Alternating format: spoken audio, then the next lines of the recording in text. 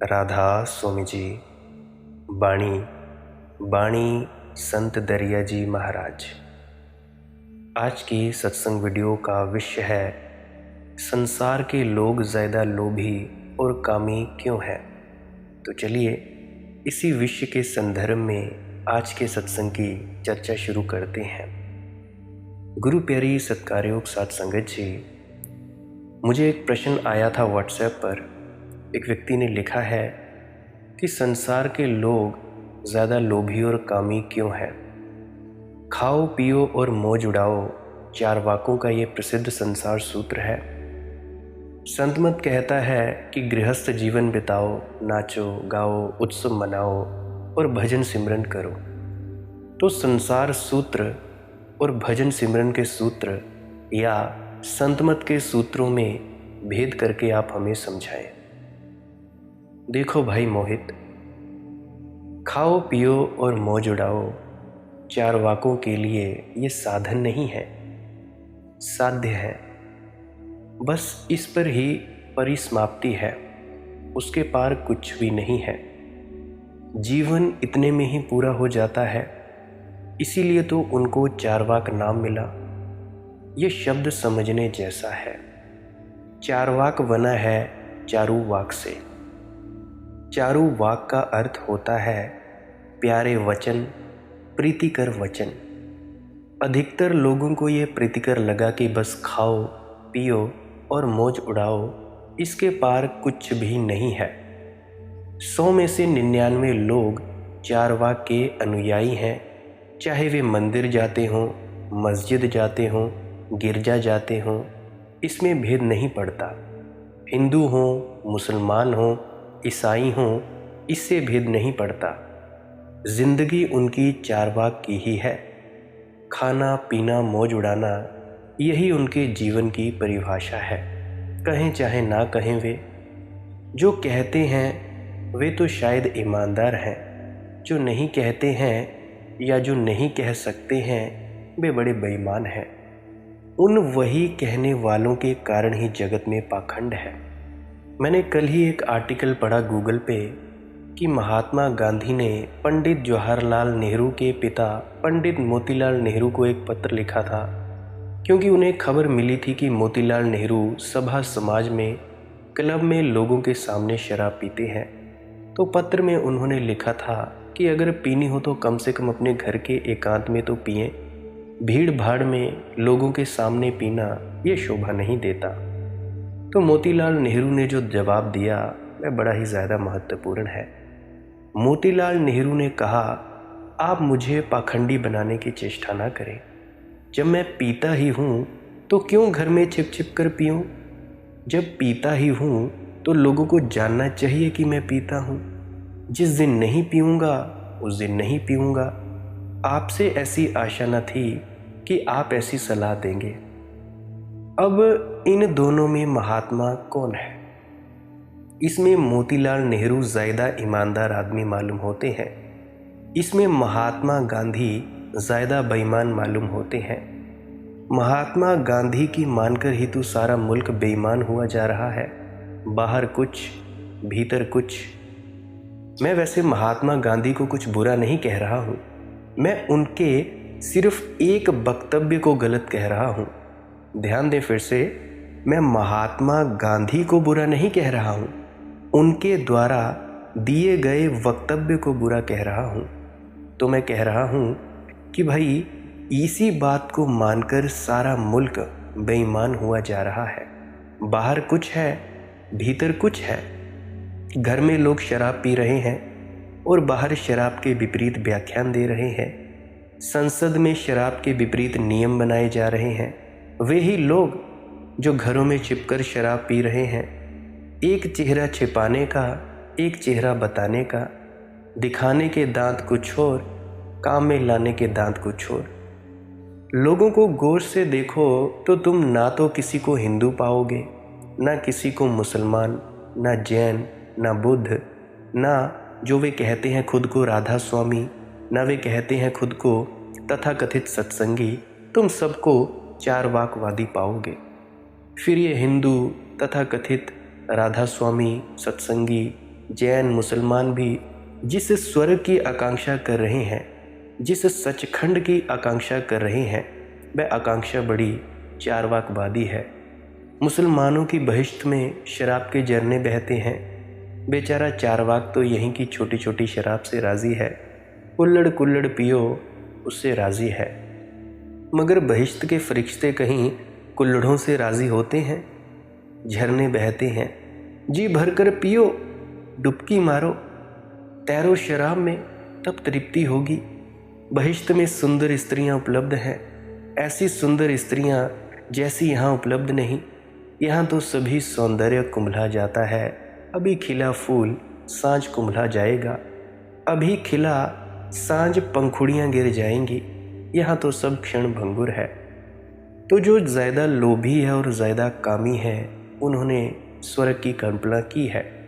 केवल इसी सूत्र के कारण सबसे ज़्यादा लोग कामी और लोभी हैं। कहते हैं कि वहाँ स्वर्ग में सदा सुंदर होती हैं स्त्रियाँ, कभी वृद्ध नहीं होती। तुमने कभी किसी बूढ़े देवता या बूढ़ी अप्सरा की कोई कहानी सुनी है? उर्वशी की कहानी को लिखे हो गए हजारों साल। उर्वशी अब भी जवान है। स्वर्ग में स्त्रियों की उम्र बस 16 साल पर ठहरी सो ठहरी, उसके आगे नहीं बढ़ती है। सदियों बीत जाती हैं। ये किनकी आकांक्षाएं हैं? क्योंकि मुसलमान देशों में समलैंगिकता का खूब प्रचार रहा है, इसीलिए बहिश्त में भी उसका इंतज़ाम है। वहाँ सुंदर स्त्रियां ही नहीं, सुंदर छोकरे भी उपलब्ध हैं। ये किनका स्वर्ग है? ये किस तरह के लोग हैं? इनको तुम धार्मिक कहते हो? और हिंदुओं के स्वर्ग में कुछ भेद नहीं है। विस्तार के भेद होंगे, मगर वही आकांक्षाएं हैं, वही अभिलाषाएं हैं। हिंदुओं के स्वर्ग में कल्प वृक्ष है, जिसके नीचे बैठते ही सारी इच्छाओं की तत्क्षण तृप्ति हो जाती है। तत्क्षण, एक क्षण भी नहीं जाता। इतना भी धीरज रखने की ज़रूरत नहीं है वहाँ। यहाँ तो अगर धन कमाना हो वर्षों लगेंगे, फिर भी कौन जाने कमा पाओ या ना कमा पाओ। एक सुंदर स्त्री को पाना हो, एक सुंदर पुरुष को पाना हो, 1000 बाधाएं पड़ेंगी। सफलता कम, असफलता ज़्यादा निश्चित है। लेकिन स्वर्ग में कल्प वृक्ष के नीचे भाव उठा कि तत्क्षण पूर्ति हो जाती है। मैंने सुना है एक आदमी भटकता हुआ भूला चुका कल्प वृक्ष के नीचे पहुंच गया। उसे पता नहीं कि कल्प वृक्ष है। थका मांदा था तो लेटने की इच्छा थी, थोड़ा विश्राम कर ले। मन में ऐसा ख्याल उठा कि काश इस समय कहीं कोई सराय होती, थोड़ी गद्दा तकिया मिल जाता। ऐसा उसका सोचना था कि तत्क्षण सुंदर शैया, गद्दीदार तकिए अचानक प्रकट हो गए। वह इतना थका था कि उसे सोचने का भी मौका नहीं मिला। उसने ये भी नहीं सोचा कि ये कहाँ से आए, कैसे आए। अचानक गिर पड़ा बिस्तर पर, सो गया। जब उठा ताज़ा स्वस्थ थोड़ा हुआ, सोचा कि बड़ी भूख लगी है, कहीं से भोजन मिल जाता। ऐसा सोचना था कि भोजन के थाल आ गए। भूख इतनी ज़ोर से लगी थी कि अभी भी उसने विचार नहीं किया कि ये सब घटना कैसे घट रही है। भोजन जब कर चुका तब ज़रा विचार उठा। नींद से सुस्ता लिया था, भोजन से तृप्त हुआ था। सोचा कि मामला क्या है, कहाँ से ये बिस्तर आया? मैंने तो सिर्फ सोचा था। कहाँ से ये सुंदर सुस्वादु भोजन आए? मैंने तो सिर्फ सोचा था। आसपास कहीं भूत प्रेत तो नहीं है? ऐसा सोचना ही था कि भूत प्रेत चारों तरफ खड़े हो गए। तब वह घबराया, और भी ज़्यादा घबराया। तब उसने कहा कि अब मारे गए। वह उसी समय मर गया। कल्प वृक्ष के नीचे तत्क्षण समय का व्यवधान नहीं होता। ये किन्होंने बनाए होंगे कल्प वृक्ष? कामियों ने। ये चारवाकवादियों की आकांक्षाएं हैं। साधारण चारवाकवादी, साधारण नास्तिक तो इस पृथ्वी से राजी है, लेकिन असाधारण चारवाकवादी हैं। उनको ये पृथ्वी काफ़ी नहीं है। उन्हें स्वर्ग चाहिए, बहिश्त चाहिए, कल्प वृक्ष चाहिए।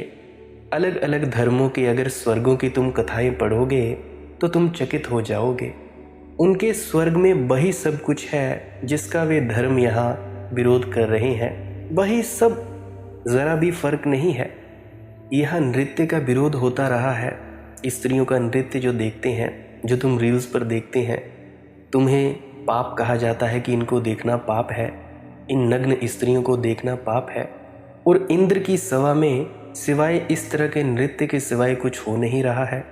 और उस इंद्र लोक में जाने की आकांक्षा है, उसके लिए लोग धुनी रमाए बैठे हैं, तपश्चर्या कर रहे हैं, सर के बल खड़े हैं, कांटों पर लेटे हैं, उपवास कर रहे हैं, सोचते हैं कि 4 दिन की जिंदगी है, इसे दांव पर लगाकर तपश्चर्या करके एक बार पालो, स्वर्ग तो अनंतकालीन।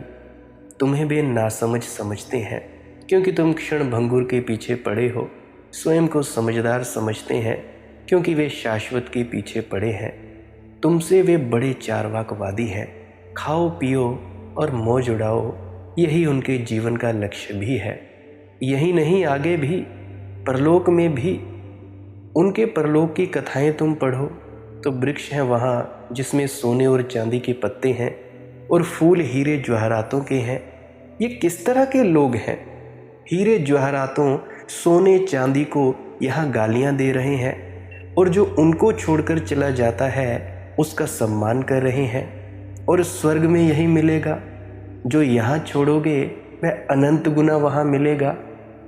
तो जो यहाँ छोड़ता है अनंत गुना पाने को छोड़ता है, और जिसमें अनंत गुना पाने की आकांक्षा है वह क्या खाक छोड़ता है? यहाँ 100 में 99 व्यक्ति चार्वाकवादी हैं। चारवाकों का एक और नाम है लोकायत, वह भी बड़ा प्रीतिकर नाम है।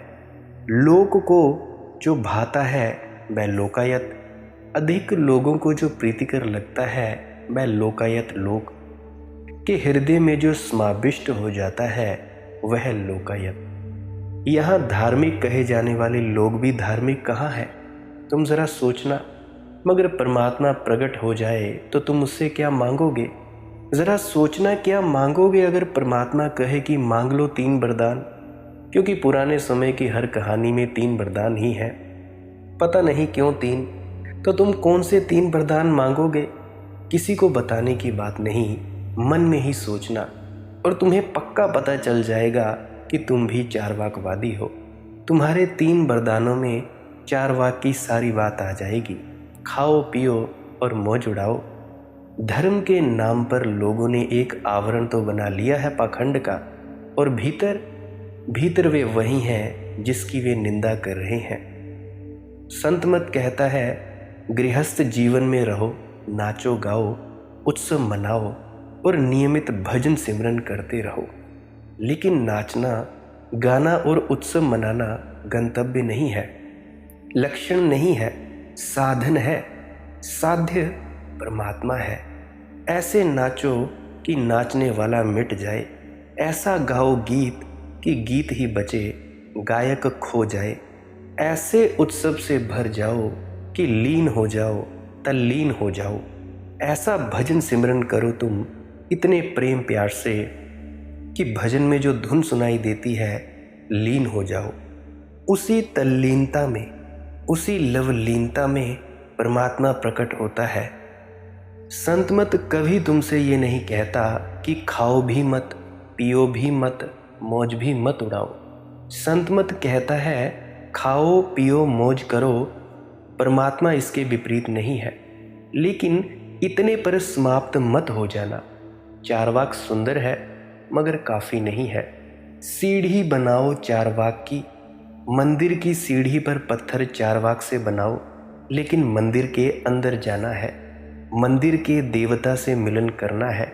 और वह देवता उन्हीं को मिल सकता है जो उत्सव पूर्ण है, जिनके भीतर गीत की गूंज है, जिनके होंठों पर आनंद की बांसुरी बज रही है, जिन्होंने पैरों में घूंघर बंधे हैं भजन के, अर्चना के, जिनकी आंखें चांद तारों पर टिकी हैं, जो रोशनी के दीवाने हैं, तमसो माँ ज्योतिर्गम्य, जिनकी एक ही प्रार्थना है कि हे प्रभु ज्योति की तरफ ले चल, अस्तो माँ सद्गमय, अस्त से सम की तरफ ले चलूं, जिनके प्राणों में बस एक ही अभीप्सा है, मृत्योर माँ अमृतम गम्य, मृत्यु से अमृत की तरफ ले चल।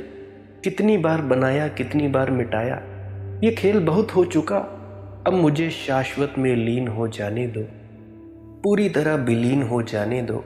अब मैं थक गया हूँ होने से, ये सुंदर है तेरा जगत, ये खाना पीना मौज उड़ाना ये सब ठीक, मगर बचकानी है ये बातें, अब मुझे इनके ऊपर उठा। बच्चों को खिलौनों से खेलने दो, लेकिन कभी बचकानेपन से ऊपर उठोगे या नहीं? और बच्चों के खिलौने भी मत तोड़ो। ये भी मैं नहीं कहता हूँ कि खिलौने तोड़ दो। जिस दिन वे प्रौढ़ होंगे, वयस्क होंगे, वे स्वयं ही खिलौने को छोड़ देंगे। तो मेरी बात में और चारवाक की बात में बड़ा भेद है। संत मत में बहुत ही ज़्यादा भेद है। चारवाक कहता है यही तक्ष, मैं कहता हूँ यह साधन। चारवाक कहता है उसके पार कुछ भी नहीं। संत मत कहता है कि खाओ पियो मौज उड़ाओ के पार सब कुछ है। हाँ, एक बात में संत मत की सहमति है कि संत मत किसी के भी विरोध में नहीं है, क्योंकि जो चारवाक के विरोधी हैं वे सिर्फ तुम्हें पाखंडी बनाने में सफल हो सके हैं, और संत मत तुम्हें पाखंडी नहीं बनाना चाहता। संत मत तुम्हारे जीवन को दो हिस्सों में नहीं बांटना चाहता कि घर के भीतर कुछ और घर के बाहर कुछ और। संत मत तुम्हें जीवन की एक शैली देना चाहता है जिसमें पाखंड की गुंजाइश ही ना हो। तो संत मत चारवाक के पक्ष में तो है, क्योंकि चारवाक के जो विपरीत हैं वे पाखंड के समर्थक हो जाते हैं। लेकिन संत मत चारवाक पर ही समाप्त नहीं होता, सिर्फ चारवाक पर शुरू होता है।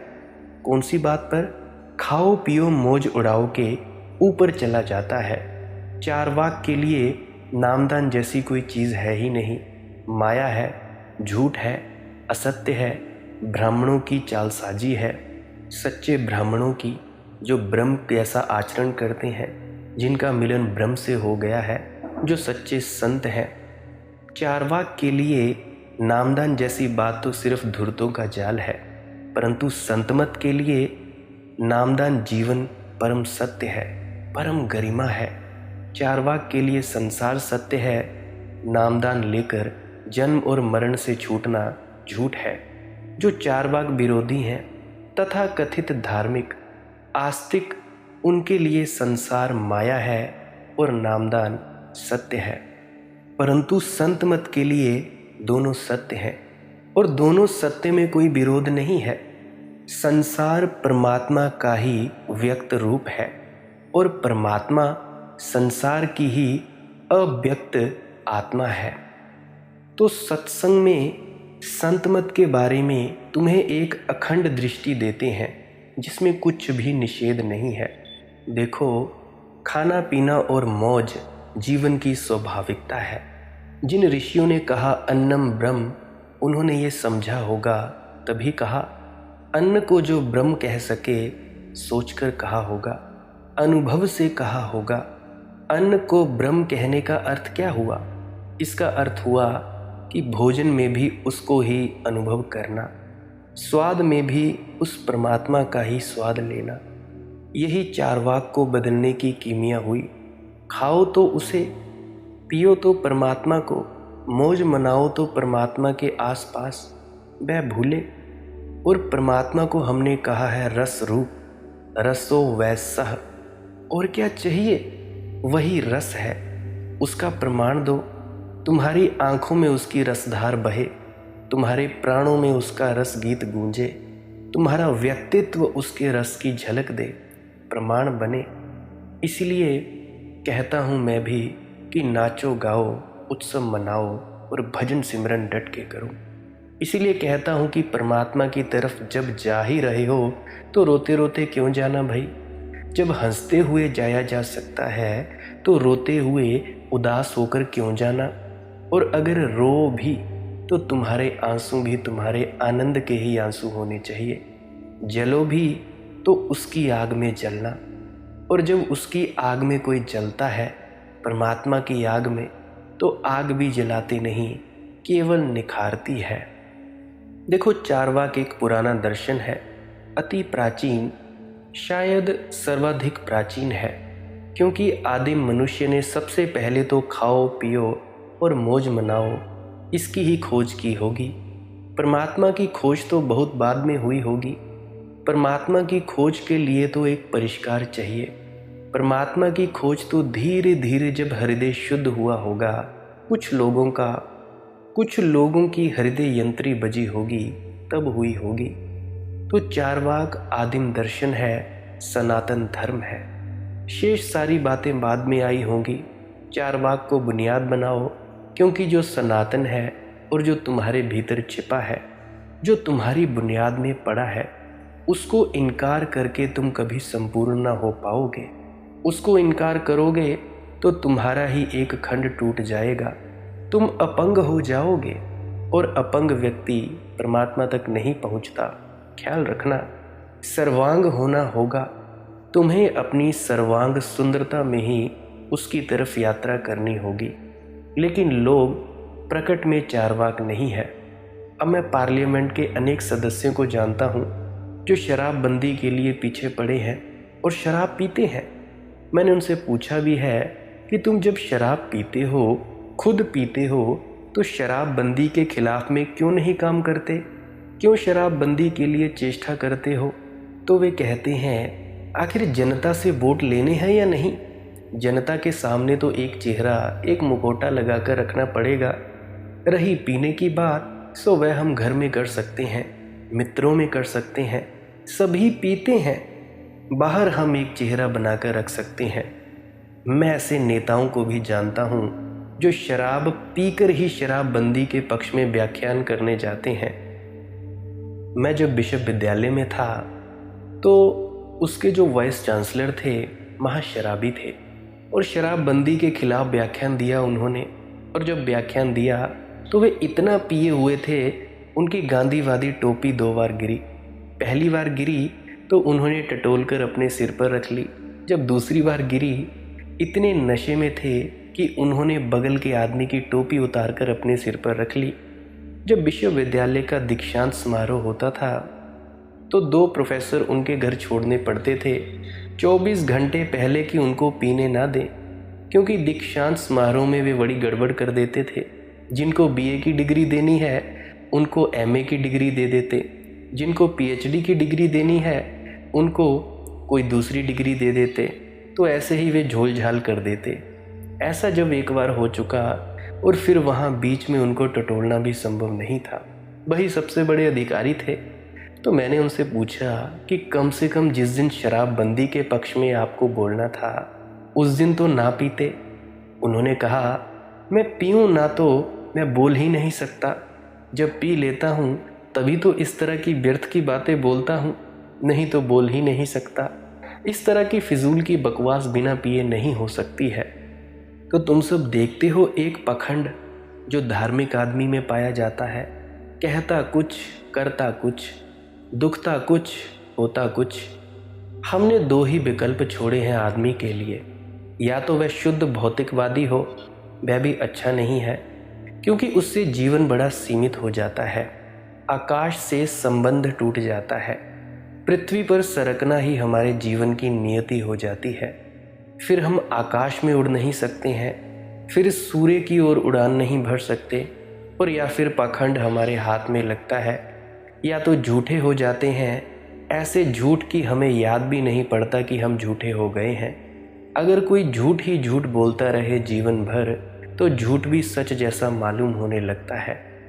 एक कवि महोदय कविता पाठ करने के पहले हूटरों को सचेत करते हुए बोले, देखिए, यदि आपने मुझे हूट किया तो मैं आत्महत्या कर लूँगा।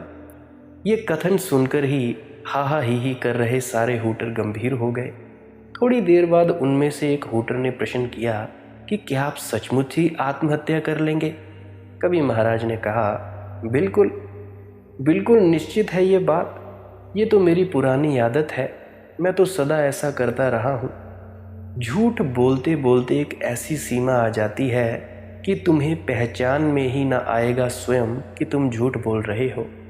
निरंतर दोहराए गए शब्द जो झूठ हैं सच जैसे मालूम होने लगते हैं। पाखंड धर्म बन गया है। चारवाक की स्वीकृति बिल्कुल स्वाभाविक है, प्राकृतिक है। सुस्वादन भोजन में पाप क्या है? खाने पीने में और मौज उड़ाने में मनुष्य की गरिमा है, महत्ता है। तुम ज़रा देखो, पशु भी खाते पीते हैं। पशुओं के खाने पीने में और आदमी के खाने पीने में फ़र्क क्या है? एक ही फ़र्क है कि कोई पशु खाने पीने में उत्सव नहीं मनाता। अगर एक कुत्ते को रोटी कुत्ते को मिल गई है तो वह भागता है कोने में, एकांत खोजता है, किसी को निमंत्रण नहीं देता कि कहीं कोई और ना आ जाए, इस डर से पीठ कर लेता है दूसरों की तरफ। तो मनुष्य चाहता है मित्रों को बुलाए, प्रियजनों के बीच बैठे, भोजन को उत्सव बना लेता है। वह मनुष्य की संस्कृति है, सभ्यता है। अभी अभी मैंने जिन वाइस चांसलर का उल्लेख किया वे आदमी बड़े प्यारे थे। शराब उन्होंने कभी अकेले नहीं पी। कभी अगर मित्र उनके घर इकट्ठे ना हो पाए तो वे बिना पिए सो जाते थे। मैंने पूछा कि ऐसा क्यों? उन्होंने कहा, अकेले पीने में क्या अर्थ, पीने का मज़ा तो चार के साथ है। तुम चकित होगे ये जानकर कि शराब पीने वाले लोग अक्सर शराब नहीं पीने वाले लोगों से ज़्यादा मिलनसार होते हैं, ज़्यादा मैत्रीपूर्ण होते हैं, ज़्यादा उदार होते हैं। और कारण, क्योंकि शराब पीने का मज़ा ही चार के साथ है। अब जो स्वयं मूत्र पीते हैं वे तो कोई चार के साथ नहीं पिएंगे, वे तो हो जाएंगे इकट्ठे, वे तो छिपकर ही पिएंगे। उनको तो छिपकर ही पीना पड़ेगा, उनमें किसी तरह की मनुष्यता नहीं हो सकती है। बहुत से लोग हैं स्वयं का मूत्रपान कर लेते हैं भैया, कोई गौमूत्र पी रहा है। तो ऐसे ही बहुत तरह के लोग बहुत तरह की चीज़ें कर रहे हैं। अब तुम सब ये सोचो कि मेरा कहने का तात्पर्य क्या है। मैं तुमसे नहीं कहता कि पाखंडी बनो, मैं तुमसे कहता हूँ सच्चे रहो, जैसे हो वैसे अपने आप को स्वीकार करो और इस सरलता और सहजता से ही धीरे धीरे परमात्मा की तरफ बढ़ो। नामदान के वक्त अगर तुमने झूठ बोलकर भी नामदान ले लिया, फ़ायदा क्या हुआ? कुछ भी नहीं।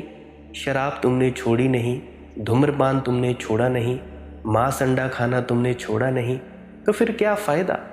तुम नामदान ले भी आओगे तब भी तुम्हें उसका कुछ खास फ़र्क देखने को मिलेगा नहीं, कोई भी फ़र्क नहीं मिलेगा।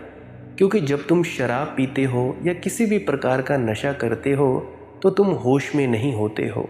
शराब हमें नीचे गिराती है, परंतु भजन सिमरन हमें ऊपर उठाता है।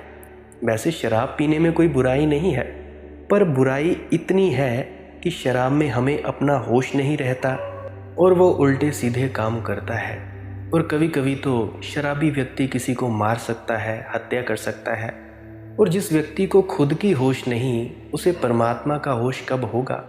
तो इसीलिए शराब भी हमें नहीं पीनी चाहिए। और दूसरी बात, मांस आदि खाने से हमारा एक तो कर्मों का बोझ बढ़ता है, और अगर तुम में से कोई कर्म के सिद्धांत को नहीं मानता या नहीं चाहता कि कोई तुम्हें कर्म के सिद्धांत के हिसाब से समझाए, तो दूसरी तरफ से समझ लो, जब भी कोई मांस वगैरह खाता है तो ये भोजन होता है तामसिक भोजन, ये हमें नींद लाता है। ऐसा ही समझो कि एक साइकिल पर 100 किलो वजनी पत्थर रख दिया जाए तो साइकिल कितनी तेज़ भागेगा भाई, और अगर उस पर से भार को कम कर दिया जाए तो साइकिल बहुत तेज़ भागेगा। तो इसीलिए मेरे ख्याल से आप ये भी मेरी परिभाषा समझ पाए होंगे कि मांस हमें क्यों नहीं खाना है। तो मैं तुम सबसे कहता हूँ कि तुम अपने पूरी तरह से सच्चे रहो, बिल्कुल ट्रांसपेरेंट, सहजता से जीवन जियो।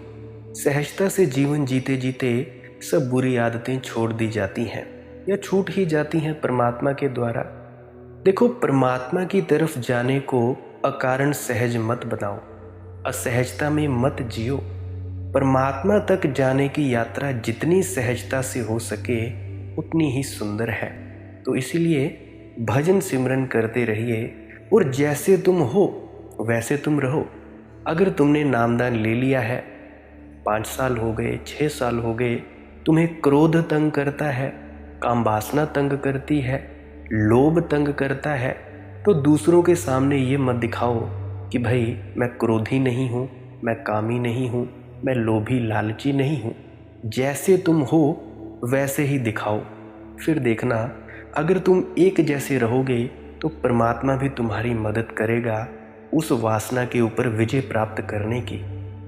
क्योंकि अगर तुम इनको दबाओगे, अगर तुम खुद ही नहीं देखोगे अपनी फटी पैंट, तो लोग तो भाई क्या ही तुम्हें बताएंगे।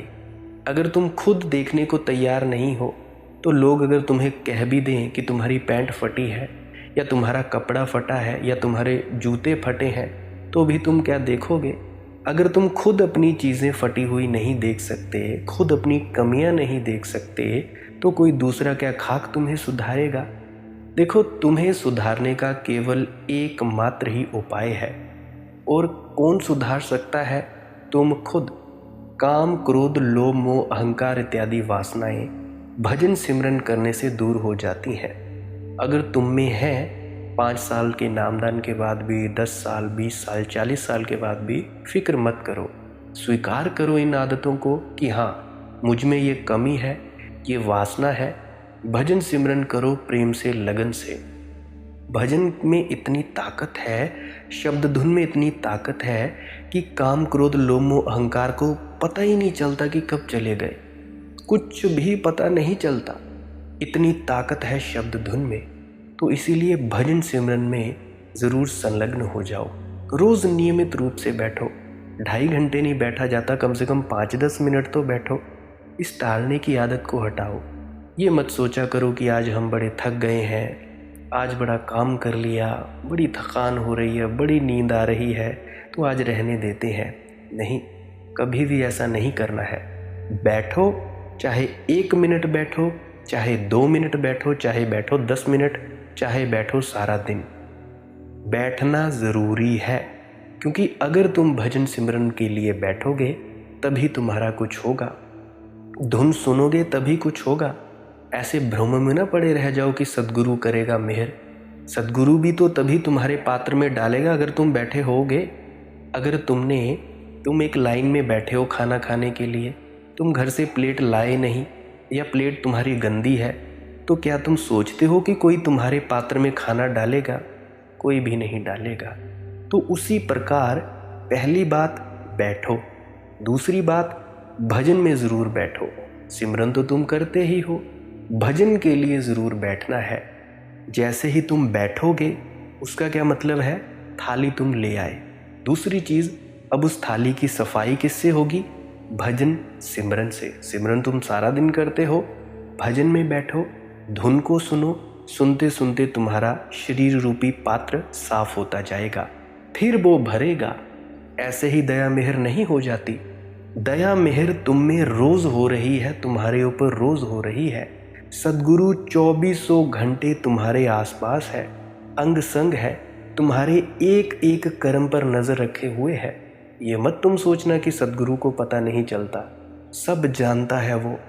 नामदान के बाद सद्गुरु तुम्हारे हृदय में जा बैठा है, तीसरे तिल पर जा बैठा है, और देख रहा है तुम्हारी आंखों के माध्यम से कौन से तुम बुरे खोटे पाप कर्म कर रहे हो, कौन से तुम पुण्य कर्म कर रहे हो, कितना तुम भजन सिमरन कर रहे हो। वो देख रहा है तुम में कितनी सफाई हो रही है। तो इसीलिए इस भ्रम में मत पड़े रहना कि अगर हमने भजन सिमरन नहीं किया तो सद्गुरु ले जाएगा। कभी नहीं ले जाएगा। बात बुरी लगे तो लगती रहे, मुझे इससे कोई फ़र्क नहीं पड़ता, परंतु तुम्हारे अंदर लगनी चाहिए। क्योंकि अगर तुम्हें कड़वी बात न बताई जाए तब तक तुम मानते ही नहीं। इतने प्रेम से सद्गुरु बोलते रहे हैं। कितने सद्गुरु आए और गए, और कितने आएंगे और जाएंगे। तुम कब जागोगे? कब तुम सुधरोगे? कब तक टालते रहोगे? कब तक मन की बातें मानते रहोगे? अरे भाई, अपना कुछ काज संवारना भी है या नहीं? तो इसीलिए बैठो, चाहे फॉर्मेलिटी के लिए ही बैठो। 1 मिनट बैठो, 2 मिनट बैठो, धीरे धीरे करके, जब तक जैसे तुम्हें खाने के लिए भूख लगती है ना, जब तक तुम्हें भजन के लिए बैठने के लिए भी भूख ना लगने लगे ना, तब तक कुछ भी नहीं होगा। जैसे अगर खाना ना खाएं, भूख बड़ी तेज़ लगी हो, खाना ना मिले तो कितनी बेचैनी होती है, कितना मन तड़पता है। उसी तरह से भजन के लिए भी मन तड़पे। जैसे खाना, शौच करना, नहाना या ब्रश करना या कहीं घूमने जाना, इन चीज़ों के लिए तुम्हारा मन तड़पता है। इसी तरह से आदत लगानी है अगर अपने आप को बैठाने की, 1-1 मिनट से शुरू करो और इसको बढ़ाते चले जाओ। जितना तुम बढ़ाओगे उतना तुम्हारे लिए शुभ है। 1 मिनट बैठोगे, 2 मिनट, 5 मिनट, डेली बैठते जाओ, आदत पड़ जाएगी, आदत पड़ेगी, फिर धीरे धीरे रस आएगा। रस आएगा तो 2.5 घंटे तो कोई बड़ी बात नहीं है, पूरे हो जाएंगे। तो आगे से कभी ये मत कहना कि भाई हमसे बैठा नहीं जाता। कोई नहीं बैठेगा तुम्हारी जगह पर। फिल्म देखने बैठो यूट्यूब पर, नेटफ्लिक्स पर, अमेज़ॉन प्राइम पर, तो तुम 2.5-2.5, 3-3 घंटे बैठ जाते हो। क्या मालिक की याद के लिए तुम्हें कोई वक्त नहीं? कम से कम 5 मिनट नेटफ्लिक्स पे फिल्म देखना बंद करके बैठो। आदत तो डालो। आदत डालोगे तभी तो कुछ होगा ना। आज अगर तुम्हें दातुन करने की आदत पड़ी है, ब्रश करने की आदत पड़ी है, नहाने की आदत पड़ी है, कैसे पड़ी? रोज़ रोज़ तुम नहाते गए, धीरे धीरे धीरे आदत पड़ती गई, और आज तुम हो। कई व्यक्ति तो नहाए बगैर रह नहीं सकते, चाहे गर्मी हो या सर्दी, नहीं रहते नहाए बगैर। ब्रश तुम रोज़ करते हो, दांतों की सफाई रोज़ करते हो, अपना दातुन तुम रोज़ करते हो, नहीं रह सकते। तो ठीक इसी प्रकार भजन सिमरन की भी आदत बनाओ। भजन की आदत बनाओ, बैठने की, धुन को सुनने की आदत बनाओ, बैठने की। रोज़ 1-1 मिनट बैठो, 1-1 मिनट से शुरू करो, धीरे धीरे वक्त बढ़ता जाएगा और परमात्मा की दया, मेहर और कृपा दृष्टि तुम सब पर बरसती जाएगी। गुरु ने तुम्हें सब उपदेश दिए हैं। किसी की टांग दुखती है, शरीर भारी है, कैसे बैठना है, कैसे नहीं बैठना है, सब तुम्हें बताया गया है। तो इसीलिए मेरी विनम्र प्रार्थना है, भजन सिमरन के लिए अवश्य बैठें और मेरे द्वारा बताए गए निर्देशों का भी पालन ज़रूर करें। एक कान में डालकर दूसरे कान से निकाल नहीं देना है, अमल करिएगा, मेरी यही प्रार्थना है। और अगर किसी मेरे भाई बहन मित्र परिजन का कोई प्रश्न हो तो आप जी पुरानी वीडियोस को अवश्य सुनें। पूरी वीडियो सुने, 500-600 वीडियोस हैं, आपके प्रश्नों के जवाब मिल जाएंगे। अगर ना मिले 500 वीडियो सुनने के बाद भी, तो आप मुझे टेलीग्राम, फेसबुक, इंस्टाग्राम पे मैसेज कर सकते हैं। वहाँ पे सर्च करें मालिक की मौज सत्संग, वहाँ पे आप जी मैसेज अपना छोड़ दें और आप जी मुझे मैसेज के माध्यम से भी प्रश्न पूछ सकते हैं। मैं कोशिश करूँगा आपके प्रश्न का जवाब देने की किसी अन्य सत्संग वीडियो में। अगर आप जी को ये वीडियो समझ आई हो, कुछ भी समझ आया हो, तो इस वीडियो को लाइक ज़रूर करें। अगर कुछ भी नहीं पल्ले पड़ा हो, कुछ भी नहीं समझ आया हो, तो इस वीडियो को डिसलाइक ज़रूर करें, ताकि मुझे पता लग जाए कि मेरी भाषा शैली में कमी है या नहीं है। मैं अपनी कमी को दूर करने की चेष्टा करूँगा। अब मैं आपसे इजाज़त चाहता हूँ। आपका बहुत बहुत शुक्रिया मुझे इतने अंत तक सुनने के लिए, इतना प्रेम प्यार देने के लिए। अंत में आपके भीतर बैठे परमात्मा को प्रणाम करता हूँ। मेरा प्रणाम स्वीकार करें। राधा स्वामी जी।